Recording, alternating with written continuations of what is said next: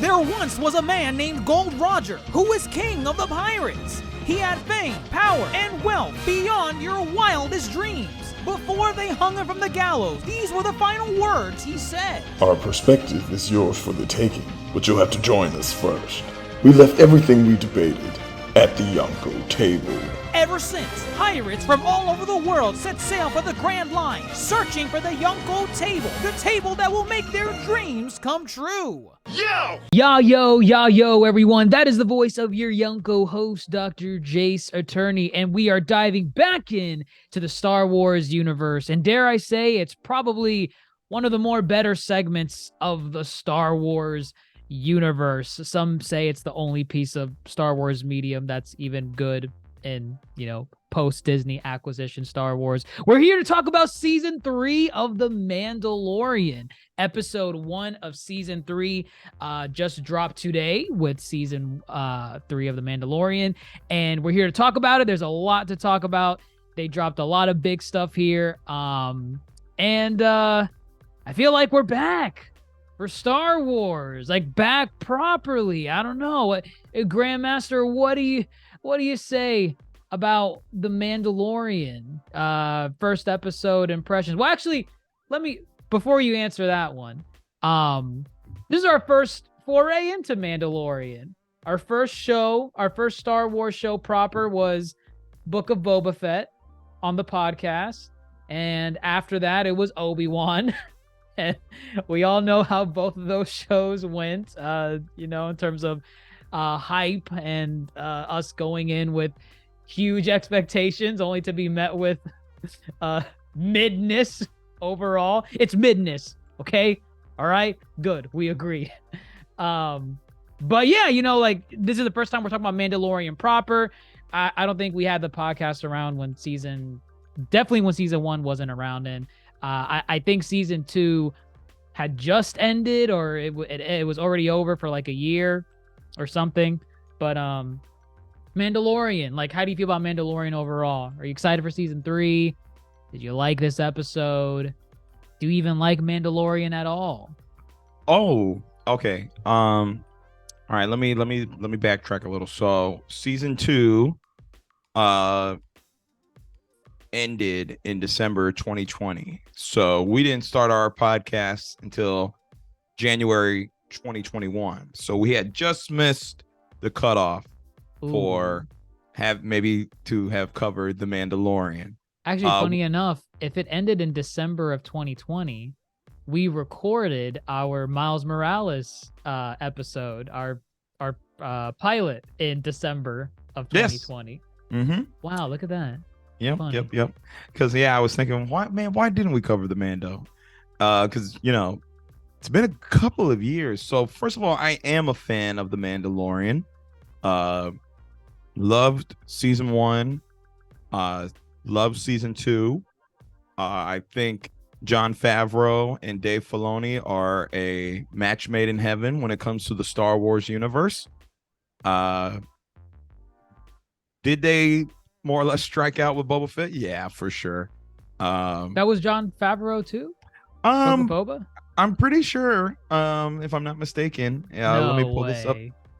Listen, I know Dave Filoni had 2 episodes, and we know which 2 episodes those were that he was involved in. Correct. They had the Dave Filoni stamp on them. Right. No. Here, look right here. Yes, Book of Boba, created by Jon Favreau. So it is an extension of The Mandalorian. And again, I think they're really just trying to create this little pocket of interconnected stories in the Star Wars universe. And I do want to talk about that, because I think this first episode, while I did enjoy it, it may have suffered a little bit because of that interconnectivity. I agree. Because again, we haven't seen Mandalorian since December 2020. That was the finale of season 2. Right. It's been almost 3 years. Yeah.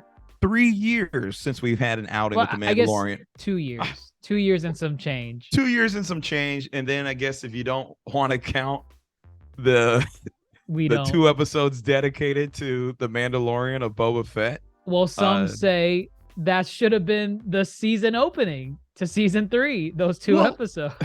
But we've talked about this as far as Book of Boba Fett very much feels like that could have just been some episodes of The Mandalorian, and then let's go back to the main guy. Let's go back to the main story. But whose story is this? Whose show is this again? Oh, that's right. It's not the Mando. I see what they're doing, and we talked about this. Y'all can go check out our Boba Fett episodes. But I think they're just really trying to build this pocket where many characters can appear in one series and appear in the next one, and they can go back and forth however much they want, more so than they do in, say, like the Marvel series or the MCU as a whole. You see, that's what I was going to say. I think this first episode, at least, suffered a little bit of it. It took a page out of the MCU, for better or worse, and it's one of those things where some people just like The Mandalorian. Sure.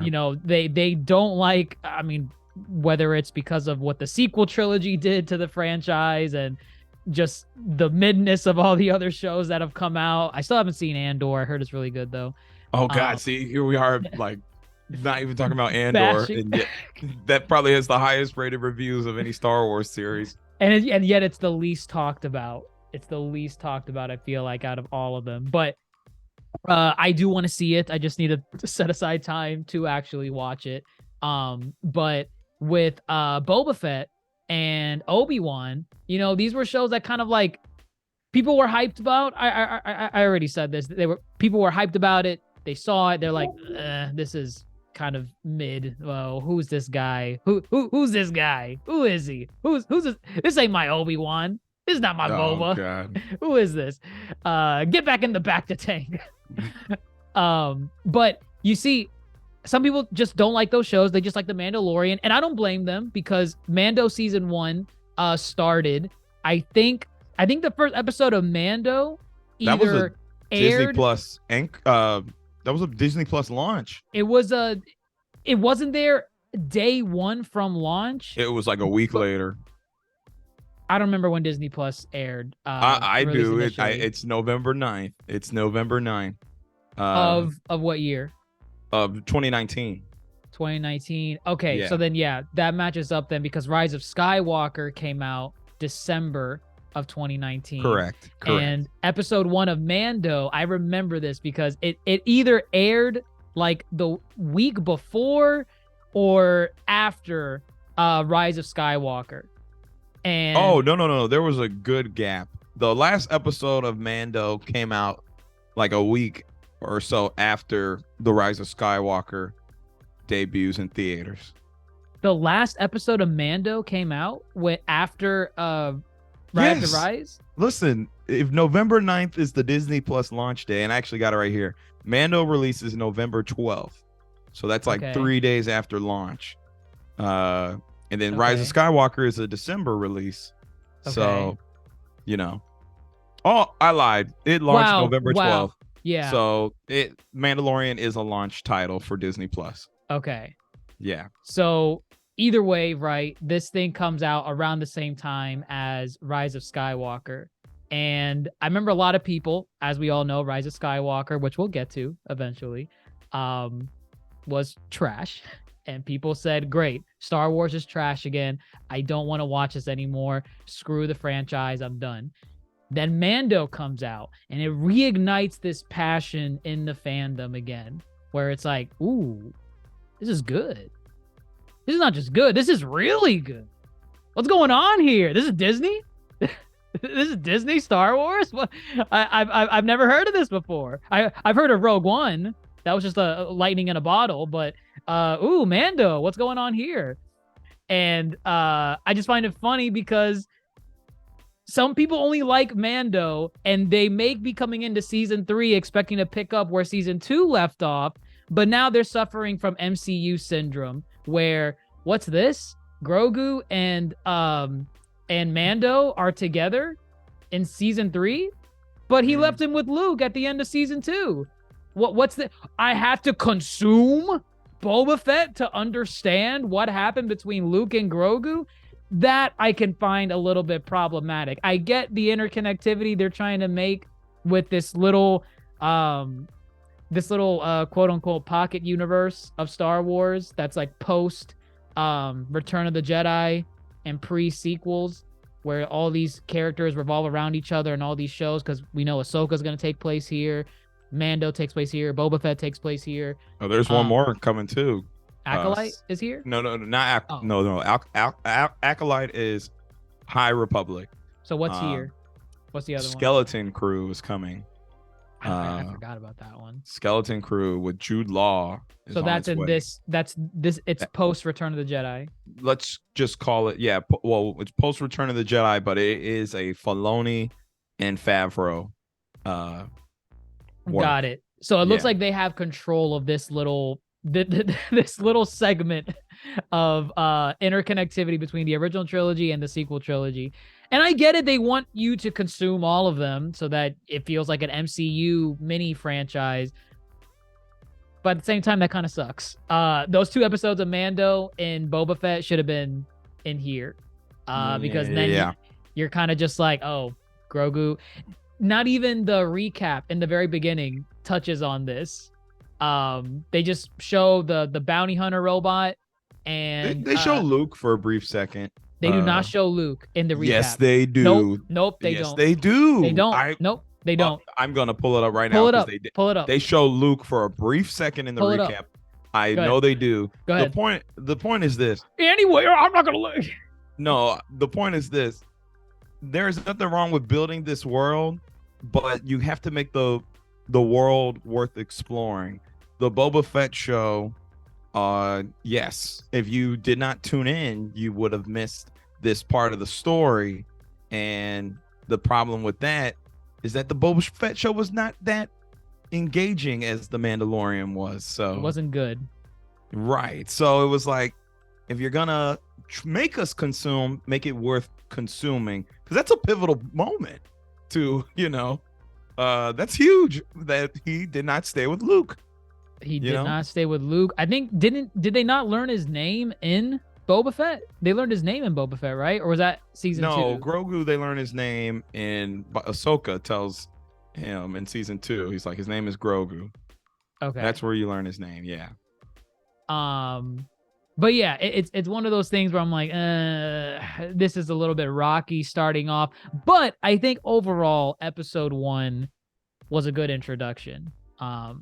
Ooh, you don't think so? Well, I think a lot happened in episode 1. Like it was like boom, boom, boom. But you did not like it. Interesting. Or rather, what? Go ahead. I think this first episode just more or less felt like a catch up. Here, let's catch you up to speed. Let's remind you what's happening versus it actually being a story in a singular episode, There was many moving parts, and there was things they had to remind you of what was going on since we last left. And then there was like, let's go check in with these people and make sure you understand what they're doing, and then we'll go forward. Versus kind of just more of a condensed outing where we just have a singular plot line going on. This one had multiple plot lines that just basically serve from what I feel, just to be like, hey, we're back, baby. Remember these guys? That's what it felt like. I honestly, I disagree. I really think, and I really went into this without like, I try to not go into Mando with like these rose tinted goggles, because people just blindly praise Mando as the only piece of good Star Wars medium in the last like 10-15 years. And I get why, but I try not to go in expecting like, yep, this is a masterpiece, 10 out of 10, no flaws. I like this episode because like, okay, so the first 2 seasons of Mando, they were always focused on the journey of, Grogu and Mando. But however, that journey was mostly pivotal on Grogu, who we didn't know his name at the time, but it was focused on him because we wanted to know the mystery behind Grogu. Where is he from? Who are we going to deliver him to? What's the mystery behind him? Are we going to send him to Luke? Stuff like that. Once you complete that in season 2, at the end of season 2, when he finally hands him off to Luke, it's one of those things with Mando where it's like, wow, this has really been the journey of the Mandalorian from season 1. What is, if they even do a season 3, which we didn't know for sure back then, but Mando succeeds and people watch it, so of course they're going to do it. But it's like, where are they going to go with the story? He completed his quest. We had an inkling of where they were going to go. Because yes, he completed the quest, but he was left with the Darksaber. And from there, you knew with the Darksaber, it was going to become more actually Mandalore focused. Because now that he has, what? Go ahead. No, I was going to say that. I got more of those vibes in this episode in terms of direction as to where they're going to go with the rest of the story.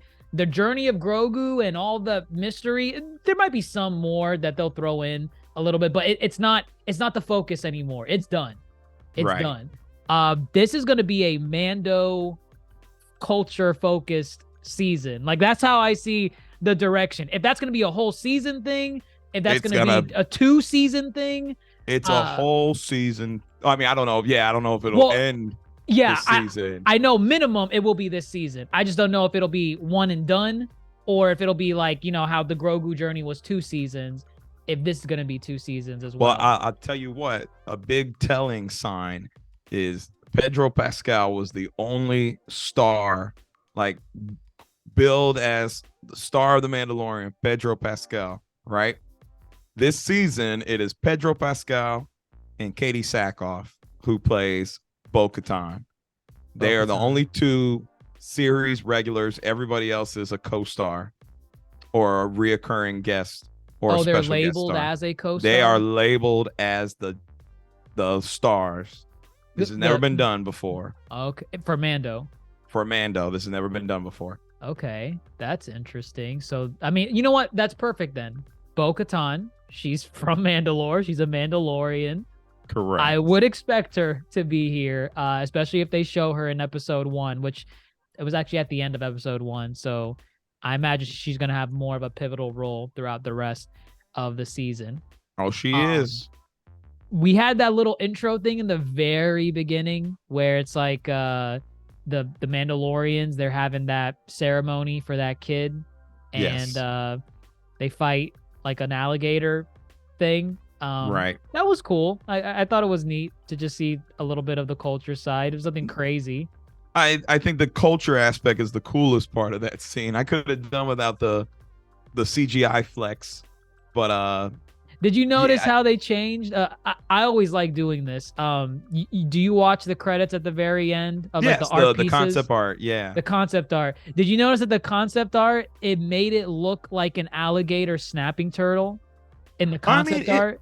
It always looked like that was definitely the vibe because it had a shell. It had a shell, but then it was an actual alligator in the actual scene. Right.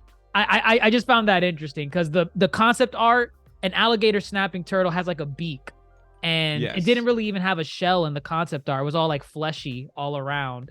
But then the final product, it has a shell like a turtle, but it has an actual alligator's snout and not a beak. Right. I wonder what was the process in like finalizing that. Those are just like fun little things I like looking at when it comes to concept art, and then how. No, I really enjoy the concept art. I think it's really good, really cool to look at to see what made it in the final bit and what didn't. No, it's definitely cool little thing they throw in there, give you some insight. I like that. But I think again, we're gonna get a lot of Mandalore insight, culture, religion, practices, customs, ever more so before. Because again, goodness, I didn't think there was this many out there.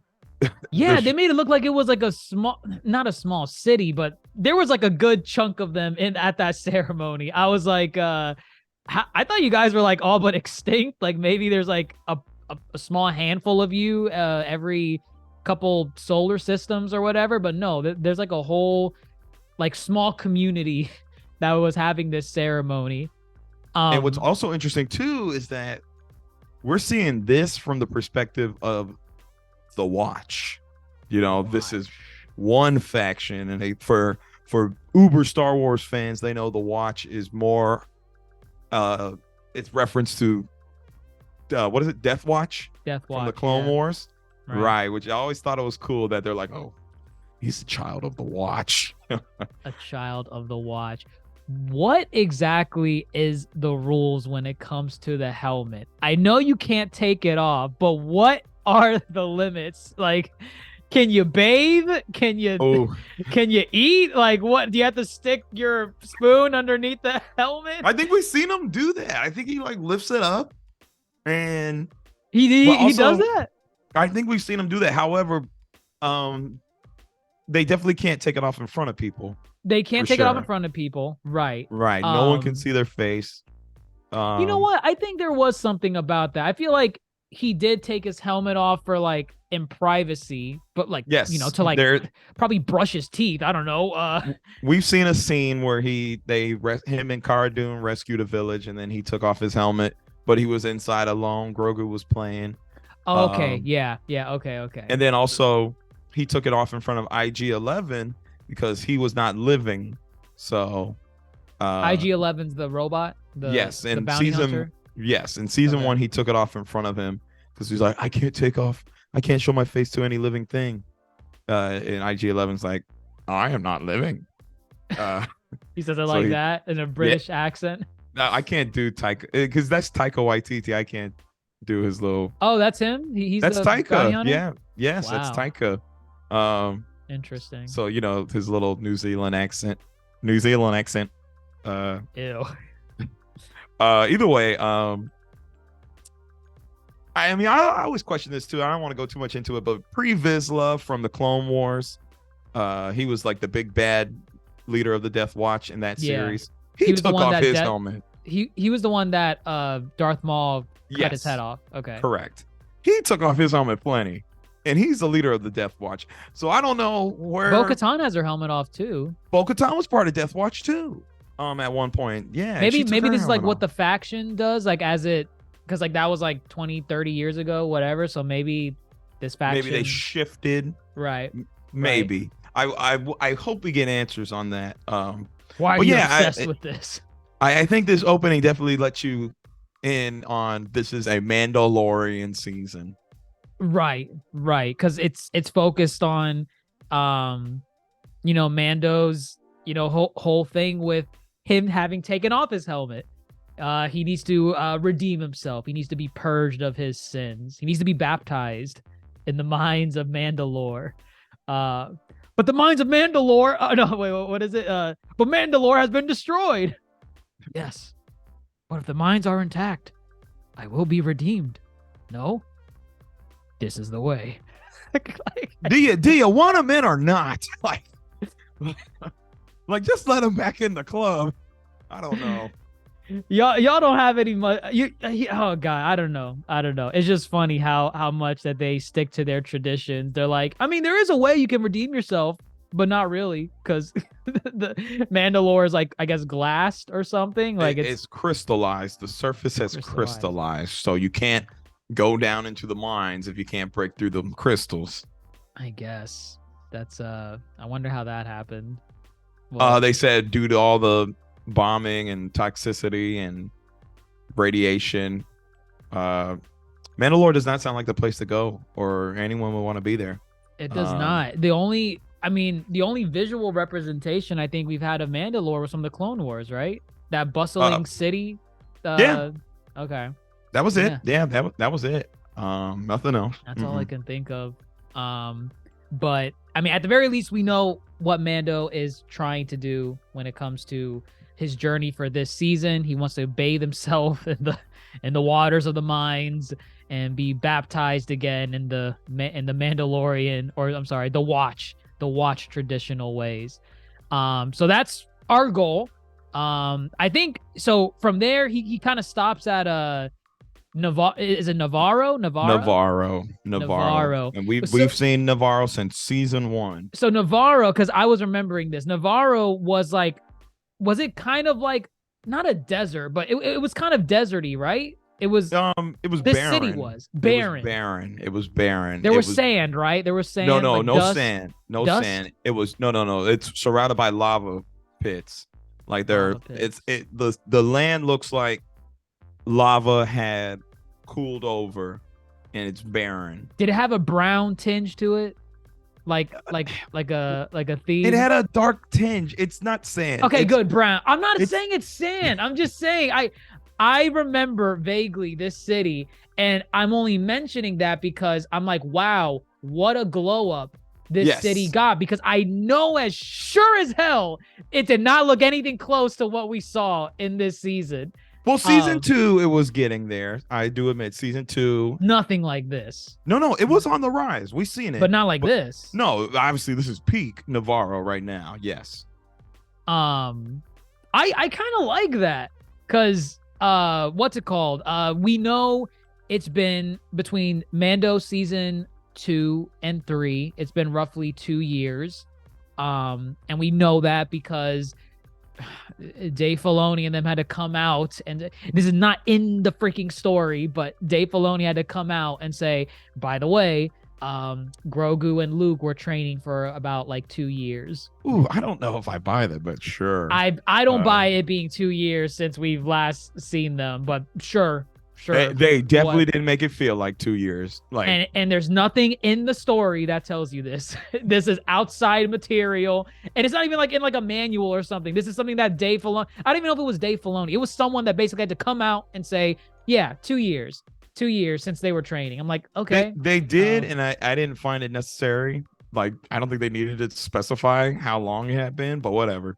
Well, the only reason why, God, I don't like the way it was told, but I like that they at least said it, because when we come back to this city, it is so different. I feel like with Star Wars, a lot of locales for the most part are like static when it Yes. comes to visual representation. So like Tatooine, Jesus Christ, we've been in Tatooine since the prequels, and that place does not look any different like decades later. It is the Nope. same dust ball that no one wants to go to, but for some reason, the center of the galaxy, it's the center of the galaxy in this mythos. Everything happens on Tatooine.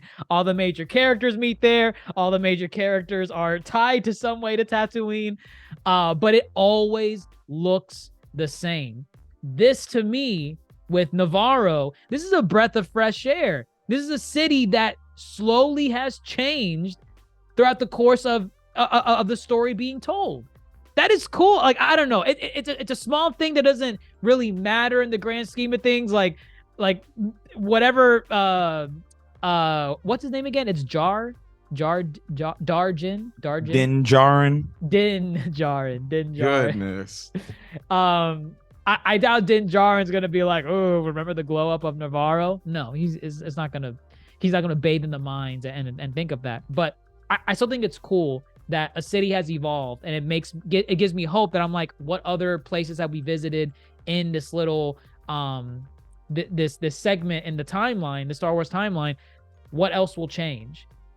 I thought that was kind of cool. No, I think it's cool. I think it also just fits. The Mandalorian is it's a Western, it's a space Western.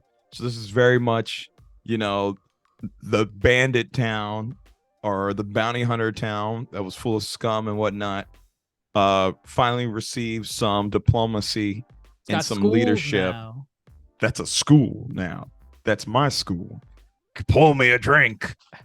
And it's like, that's not a saloon anymore. That's a school. And they're trying to do right. And then they still got people over here trying to treat it like what it used to be. This, this horde of villainy and scum.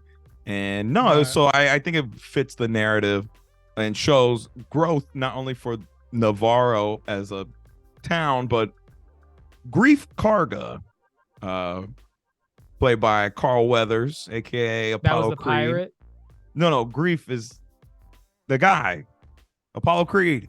Oh, right. Yes, the magistrate, the high magistrate. High magistrate. Did you see the little robots carrying his cape, his robe? Yes, I did. That was funny. I like that. still, he means well, but he's still got an ego. But I like him. I like him too. No, I like Carl Weathers a lot, and I like Mando's little people that he goes to and sees, and they're with him all the way. Because when they first started out, again, they were not necessarily the best of terms. Grief Cargo was like sending everybody after Mando. Right, I remember that. They were not. Yeah, they were not on the best of terms.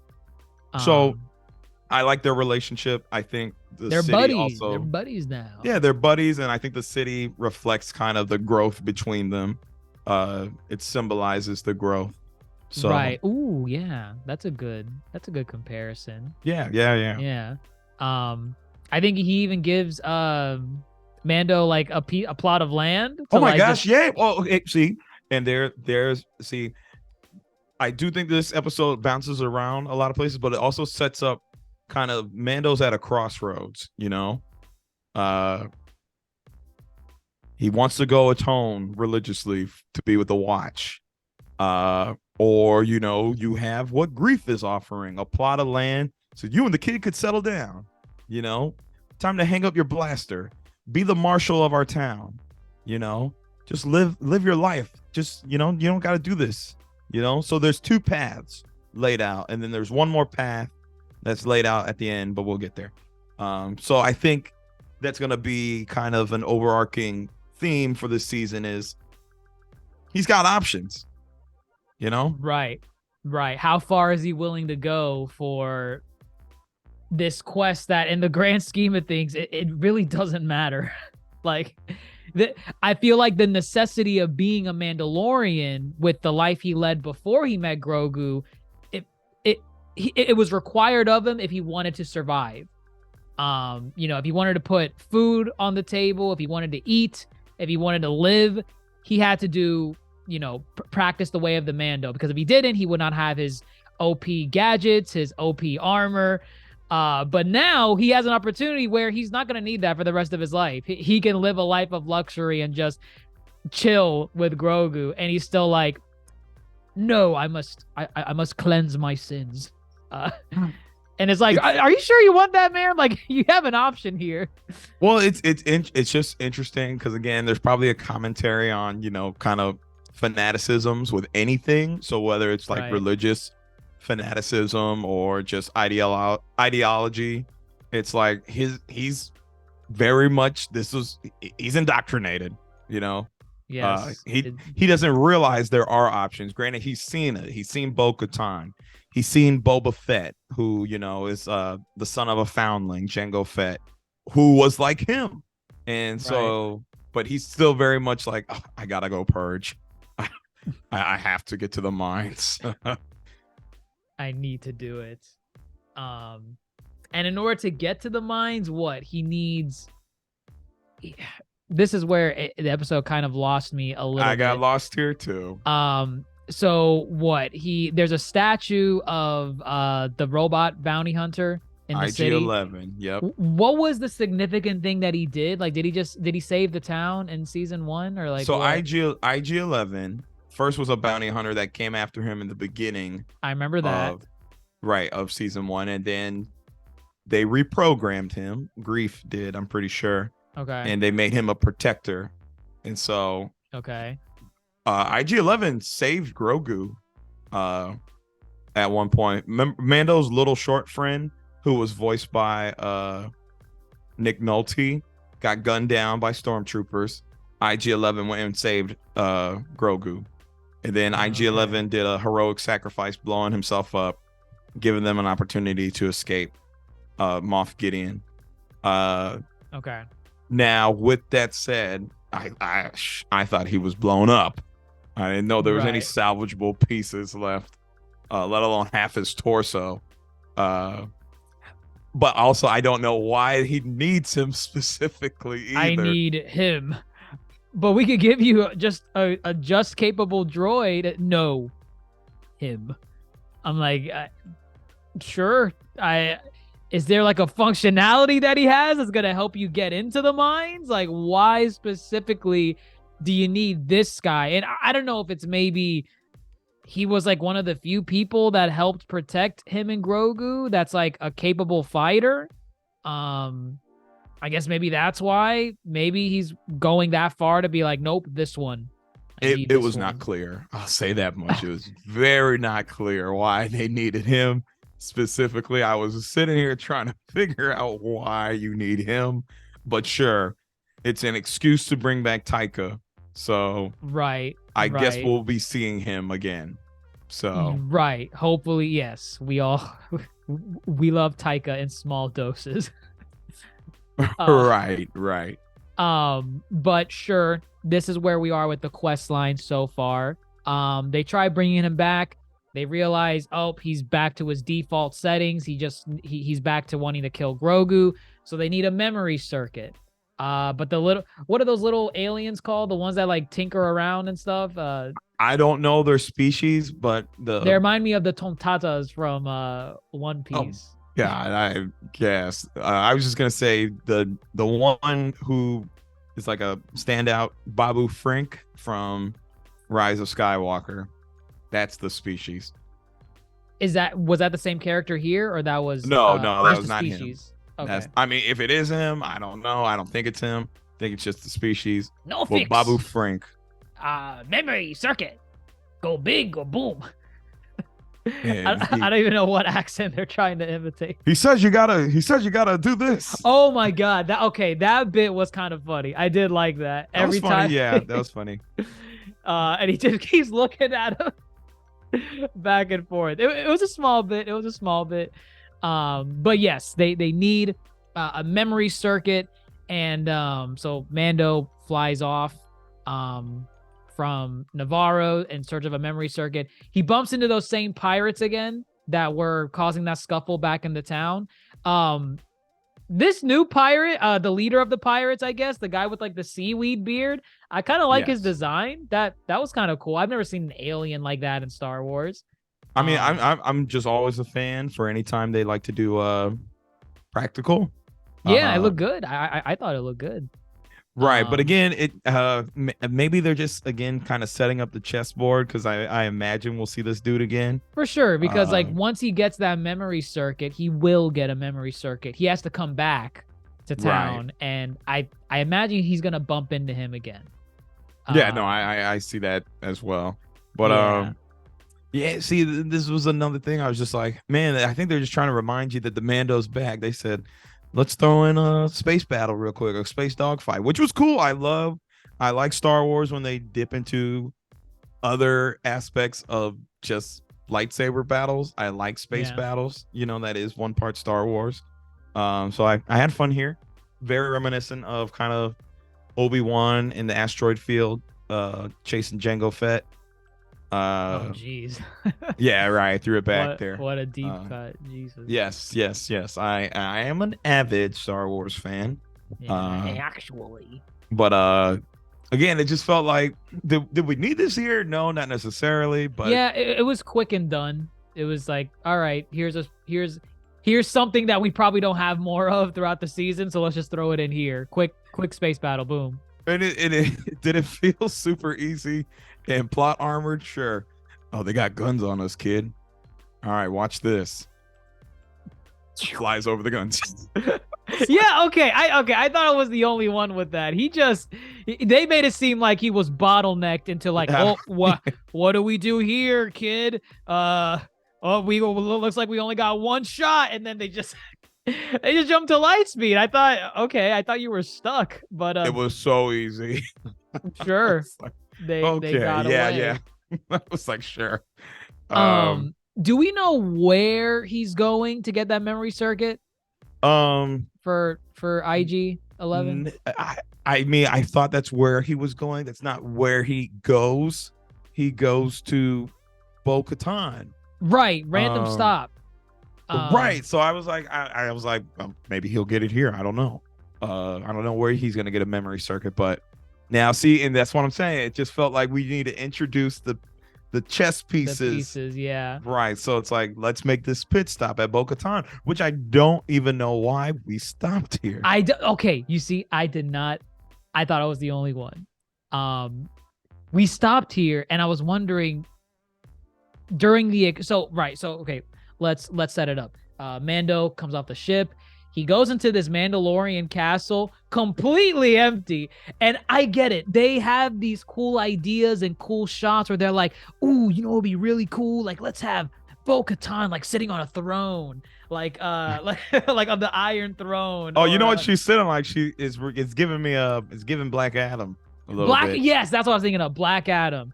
She's sitting on it like Black Adam. And it has this menacing look, and the throne room's empty. It's a cool shot and cool imagery, but in the back of my head, I'm asking, do you just sit in this all day? Like this, no one's here with her in this castle. So does he just sit in that chair and just wait for people to come by and say hello? Mando comes in, and he was just more or less asking questions like, oh, where's your squad? What happened to your squad from season 2? And what? She's like, yeah, bitch, you had the Darksaber, and they left after season 2. You'll wave that thing around, and now they're gone. I can't lead them anymore. Thanks for that. I thought that was kind of funny how they just left. They're just so committed to just this tribalistic buffoonery where it's like whoever's got the Darksaber, regardless of who they are, how competent they may be, or how detrimental they may be to the culture, you gotta follow them. Who cares if it's Darth Maul? Follow him. It's interesting because both factions do agree to the leadership is based on the wielder of the Darksaber. I find that interesting that they can't agree on anything else, but they're definitely like, Darksaber, we follow. Darksaber. I like, Bo-Katan's tribe is like of the mentality that the Watch are the ridiculous ones. They're like, you guys are silly. You guys put your helmets on and never take them off. You guys are weird. You're corny. Right. This Darksaber's like, I get it. It's the culture, and the Darksaber is really, really important. But it's like, my God, man, y'all could be about to win a war for your people, and if some jackass with the Darksaber happens to take it, and they are everything as the antithesis to what you fight for, you guys are still gonna go with him or her or it because they have the Darksaber. That's it. But it's also this is the way. Too. It's interesting too because she didn't have it before, right? So it's like, she did not. So what? She doesn't come back with it now. They're still very much like, you promised us the Darksaber. Where is it? We're out. You don't got it. We're out. Goodbye. So I question kind of, these fuckers weren't loyal ever. You know, they over here waiting for you to get the Darksaber. They'll follow you tooth and nail. And maybe then one time you don't come back with it. Maybe that was the lead up. It was always the assumption of, we'll join you for the overall goal of you're gonna get the Darksaber, and we'll be the true faction that'll bring Mandalore back to its glory. And once she fumbled the bag with by not getting the Darksaber when she was the closest to it, they were like, what the hell? This is what we came for. You were supposed to get it. Nope, screw this. I'm out. Which is not even her fault too. He came up on Moff Gideon before she could. So, but then that's kind of what a lot of people assume this would be a good portion of season 3, was that Bo-Katan would challenge the Mando for the Darksaber, which he very much still right? happened. He still has it. He does not have the Beskar spear, which I thought was so dumb that he got rid of. Well, so what happened to the Beskar spear in was it season 2 or Boba? Season 2, was it in Boba? It might have been in Boba. No, it was in season 2. Because he had a choice. He had to choose like a lightsaber or the chainmail. So he already had the chainmail. Okay. So he melted the Beskar spear to make Grogu's chainmail, which he had on. I don't know if you noticed it. Grogu had the chainmail under his robe, which I thought was cute. Yeah, he already had that in Boba, I think. Yes, correct. Yeah. I just like seeing it. It's a nice little It's nice, right? reminder. But yeah, so a lot of people, I mean, it very much still could happen. She challenges him, because he ain't doing nothing. He ain't leading nobody. Right. And she's shoot. just there, just sitting in a chair in an empty castle. Which again, I question kind of the rules, as we were saying. Who cares if he took off his helmet? He has the dark saber. Right. Nope. Rules are rules. Rules are rules. So even if he has the dark saber and he took off his helmet, that's not enough. It's not enough. Who Oh, cares? these rules are loose, man. They're really detrimental to these people. This is why they're in shambles right now. They lost far before Darth Maul was ever involved. We thought the Jedi were a little loose with their playing with their rules, but Mandalorians are giving them a run for their money. they are crippling themselves. Goodness. But yeah, it's like he comes in and asks these questions about, hey, where's your squad and anything and whatever, and that's it. He just leaves, and it's like, why did you just stop in to say hello, like you were passing by, like, oh, hey, Bo-Katan's probably here, let's Grogu, we're a family now, okay? We're not like those people that when you drive into town and you have family members that are close by, we just drive past them. No, we stop by, we say hello, and then we keep trudging on. So let's go say hello to Bo-Katan. Let's go say hello to Bo-Katan. He did ask her kind of the state of Mandalore, but I feel like he's already on his way. Well, he's on his way to get the memory circuit so that he can put it into IG so that they can both go to Mandalore. But he knows the state of the planet. Like he's heard that it's crystallized. He has that little fragment that shows that it's still crystallized. Mm-hmm. And Bo-Katan is basically telling him what he already knows of people already describing the planet. They're like, Mandalore's gone. Don't bother. There's no hope in getting back. Maybe him visiting Bo-Katan, because Bo-Katan, I think, is one of the few Mandalorians that were present when Mandalore was actually still active. You know, like it was a planet that you could go to and visit. So maybe he's going there to be like, hey, you used to, visit or live on Mandalore. What you thinking about that planet right now? What's it like? You wanna come with me? You wanna describe how it is? And she just more or less told him the same thing everyone else has been telling him. It's gone. Those mines are done. You ain't getting cleansed of your sins. And Mando just says this is the way and just keeps on moving. Yep, literally. So that's pretty much the episode. I feel like, yeah, it's more or less setting up the chess pieces, setting up the board for the type of characters we'll see reoccurring, and just what we know what the end goal is to get to the mines, and it's just a matter of how are we going to get there. Oh, we need to have IG with us for some reason. It has to be IG. And they might reveal later on, maybe, like, oh, this is why you were so adamant on bringing IG. You needed him to do some IG things at this point in Mandalore. I don't know. Maybe there's like a wall that he needs to break down. I don't know. Maybe. Who knows? I don't know. But IG is obviously in his default settings, and in order to fix him, he needs a memory circuit.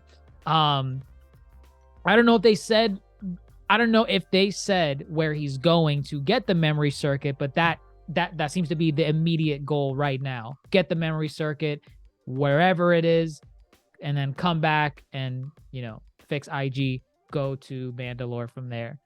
I still like this episode regardless of those problems. It's something about the Mandalorian that I just like the tone. I like how nothing seems too corny or too full of cheese. I feel like it rides this fine line of like, it knows when to be humorous. It knows when to progress the story. The action, again, it was kind of like one and done. Like, oh wow, look at that space fight, that's gone already. But overall, maybe it's because I'm suffering from the whiplash of Boba Fett and Obi-Wan. maybe. I obviously I haven't seen Andor. And I haven't seen Tales of the Jedi either. I think the only Star Wars medium outside of those two live actions that I've seen was what's that anime one? The anime Oh God, flip! I forgot the name. I forgot the name too. Oh man, but you know the anime Yes. Star Wars. Well, there's that, and then there's also the Bad Batch. The Bad Batch. So Yes. Bad Batch is on and off for me. It's not bad, but it's not like I'm not invested. I wasn't trying to watch Bad Batch. I mean, maybe I'll get around to it. Maybe. Vision, Star Wars Vision. Star Wars Vision. Right. Okay. Which there's season 2, I think is coming this year. This year. Yeah. Okay. They announced all the studios that are involved. I remember seeing that. That. So should be cool.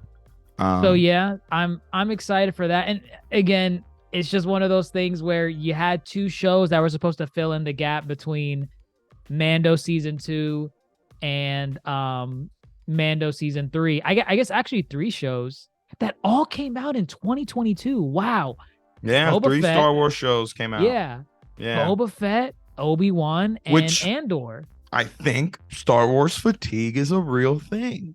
Again, back to that MCU comparison. It's very much. And interestingly enough, I'll send you this. There's a TikTok with Jon Favreau kind of talking about his MCU experience and what he's learning from it and how he's applying it to Star Wars, specifically in regards to canon and like what you can and can't do and how he navigates it.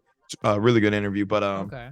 No, I definitely think, oddly enough, Mando, I feel, is what a lot of people want to see out of Star Wars. It's not so heavy on the lore to where anyone can't just hop in season 1 and be all right.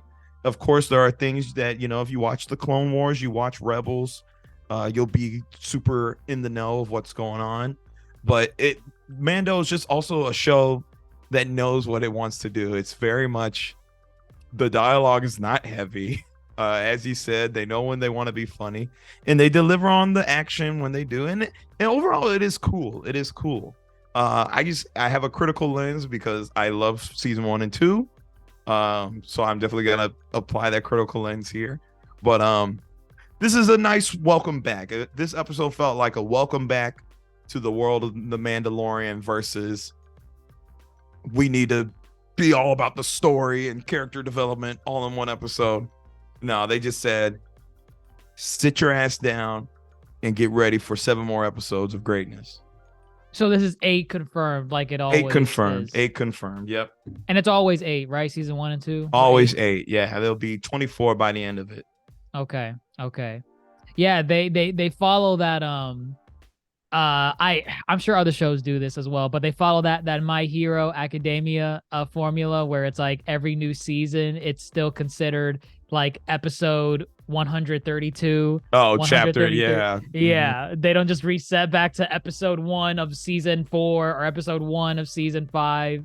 It's just continuous. So like this one right here, this is chapter 17. The apostate. The apostate. God, it even sounds religious. Oh my God. And when he said it in the show too, I was like, for the love of God, if he says the word apostate in this episode, he's like, I'm an apostate.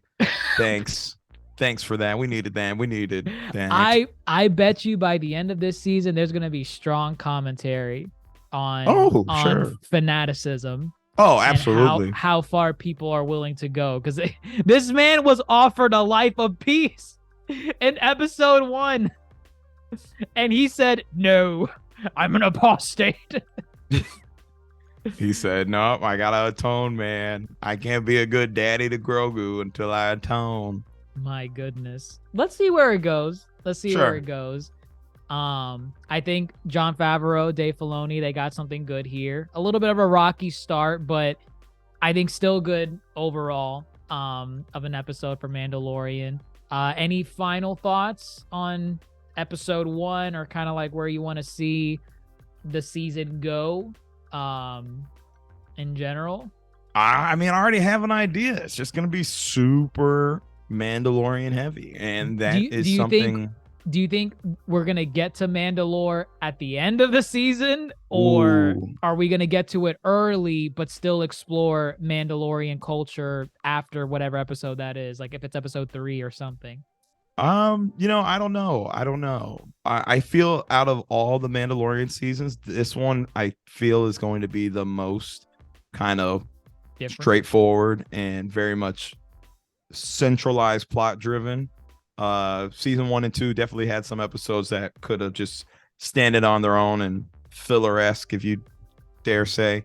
But no, I'm just here for, I like to see more Mandalorian, like every Mandalorian type of action. Right. I like to see these factions come to a head. We have not seen them come to a head. The Watch and free thinkers like Bo-Katan and them. What happens when they meet face to face? Bo-Katan, the original sinner. What are you doing here? Something like that. Or Bo-Katan, you're the Judas. Left the Watch at a young age. The Judas? Oh my God. Wow. Something like that. I think that'd be cool to see. Then if anything else, I like the established characters from the Mandalorian supporting cast. I like Grogu. I like to see more stuff with him. But yeah, I think they deliver on that. I'll be good. Do you think we're gonna see like any legacy characters, like maybe Ahsoka, or Ahsoka could show up? Yeah, Ahsoka could show. I feel like hasn't she? Well, no, she came out in season 2. She came in season 2. Yes. Okay. And she had a brief appearance in Boba Fett. Right. Because Ahsoka's this year, isn't it? The Ahsoka show is supposed to come out this year. Yep. God, I'm so worried, man. I'm so like I'm excited, but I know what excitement has done to me when it comes to Star Wars shows. So I don't know. Just keep it mild. I'm definitely keeping it mild. But they can easily kind of set up Ahsoka, give her one episode here. They don't need to. They could though. But other legacy characters, I don't know. When they said pirates, I thought we might see Hondo. That's who I honestly was looking through those pirates in the very beginning, and I was wondering, like, is one of them Hondo? Is it right? Is the one in the middle, the one that's talking, is that Hondo? But it wasn't, because it didn't look like him. No, and they also would have got Jim Cummings back to be like, "Hey, I'm Hondo." Hondo, hey, this is hey, where's that baby? Where's the baby? I think, yeah, no. Other than that, I'm open to being surprised because ain't nobody thought we'd see Cad Bane. My God, what a beautiful twist from Boba Fett, and a massive disappointment at the same time. Oh my God, just don't do that again, please. That was not the way to do it, right? That was not the way to do it. I'm here for the surprise. Just don't do what you did to Cad Bane, please. Yeah, no. Please. We might. You never know. Maybe. I feel like we might see Mondo. I feel like we might see him. You said Mondo, like Dr. Mondo. Oh my God, what's his name? Hondo, Mando. Mandalorian. We might see Hondo again. He's a pirate. Well, maybe he's a retired pirate. I don't remember. But yeah, no, we might see him. Yeah, I feel like we might. I feel like he's a safe bet. So we'll see. But I would say that kind of wraps up our thoughts overall on Mandalorian season 3 premiere. More or less, like we said earlier, it's setting up the board for the characters we're going to see reoccurring, and again, some silliness as to why Mando's doing this or that. Why does he need IG-11 specifically? Why is he randomly stopping to go see Bo-Katan? But you know what? It's episode 1. Whatever. It's just showing us these characters are going to be here for the rest of the season. I'm okay with that, as long as the rest of the season does not make me question things like the way I'm questioning it now. But Jon Favreau is back in his prime. Dave Filoni back in his prime. So I'm hoping like, hey, these are the guys that have been carrying, the Star Wars franchise for better or worse for the last several years. Especially Dave Filoni, whether you love him or hate him. But so we'll see season 3. But let us know what you all think of season 3 in the comments down below. What do you think about the characters they've introduced so far? Do you like this new direction of the story they're trying to tell, where it's focused on Mandalorian culture as opposed to the journey of Mando and Grogu, trying to find out Grogu's past and the mystery behind his powers? Do you like this new direction? And where do you think the series is going to go from here? Is season 3 just going to be a one and done on Mandalorian culture? Is it going to be an end to Mando's story overall?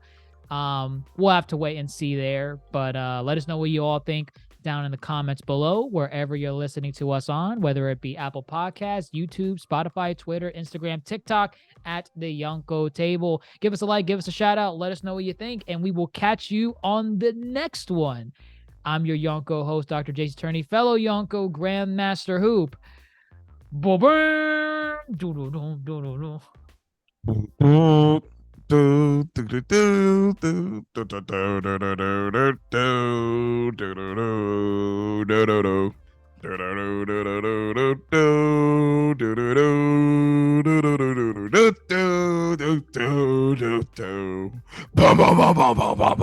All right. Beautiful.